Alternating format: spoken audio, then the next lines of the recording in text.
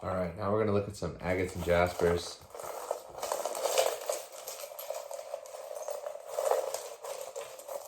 Something that you might notice is that there's a lot of little white things in here. That's not howlite or some other mineral or anything. Those are ceramic filler because, like I was saying, you have to have rocks of different sizes. And in this batch, I didn't feel like I had enough of the smaller rocks. I felt like I had too many larger rocks. So I added a lot of the ceramic filler.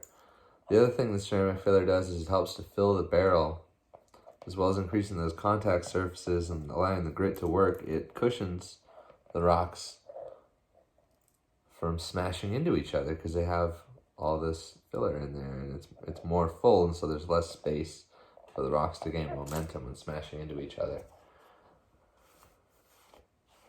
Let's see how these things turned out. This is actually a mixed batch. There's a lot of stuff in this batch. Some little agates, some jaspers. It looks like a piece of petrified wood in there.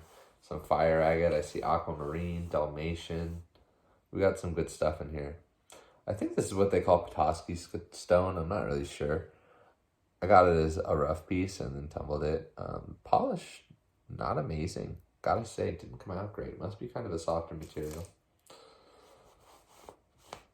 Another thing that's that I have a lot of in this batch is leopard skin jasper.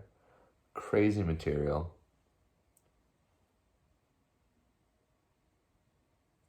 You can see why they call it leopard skin jasper. It's got spots all over it, like a leopard, right? Here's some bigger piece there. Nice sized chunk. Really gorgeous. This piece I've been looking at for a long time. Let's see how it came out. I wipe them off to get them dry so you can see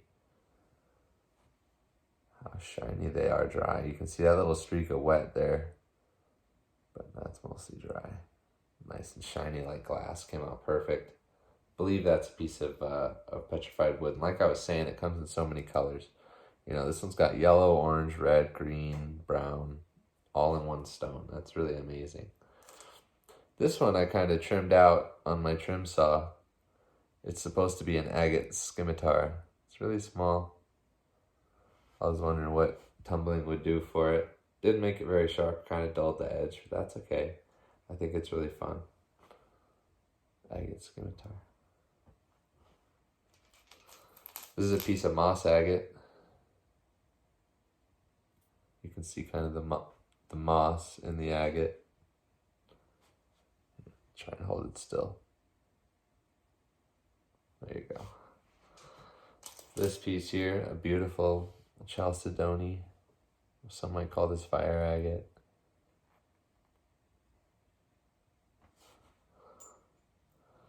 This one I think is carnelian. You can see it used to have some crystal structure there. Had some kind of geode.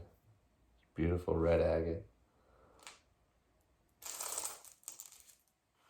Got a lot of this stuff now. National Geographic sends this in their kits, and I wasn't really happy with mine, so I kind of threw it back in there with the rest of the pieces that I had. They call it Dalmatian jasper.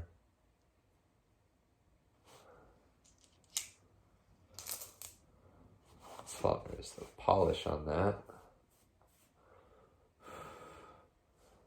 You know, it's not super shiny, you know, and I haven't seen that stuff be super shiny. It's hard to do because it's just not the best material. It's very cheap. This one, again, another nice carnelian agate. You can see that kind of hazy color.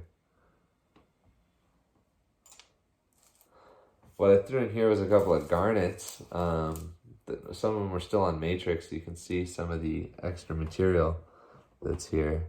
But what you can see where the garnets are, the more red parts. They're wet. That's the only reason they're shiny. These did not polish very well. But you know what? You can actually see the stone now, which is cool. So you can sort of see what other minerals are in there. You can see that there's a lot of quartz holding it on there, some smoky quartz in the matrix. Really beautiful little red garnets. These are probably local. A lot of people find these out here in San Diego. Here's some aquamarine. I got lucky and found a couple pieces that were affordable. Decided to tumble them. This one might make a decent pendant. It's kind of small, but it should work. Looks like there's a piece of black tourmaline sticking out of it. That's always fun. This, I want to say, is my very first completed cabochon. I don't know. I've made some other shaped stones, so not my first, but it's a shaped rock. Look at that. Beautiful wavy lines of agate. And then I made the shape with my trim saw. And then I kind of buffed it down a little bit with my Dremel tool. And then I put it in the tumbler there. And so now it's super freaking shiny. I like that a lot. Shaped stones are fun to make, but they're difficult. They take a lot of time. What else? Bumblebee jasper we've got here.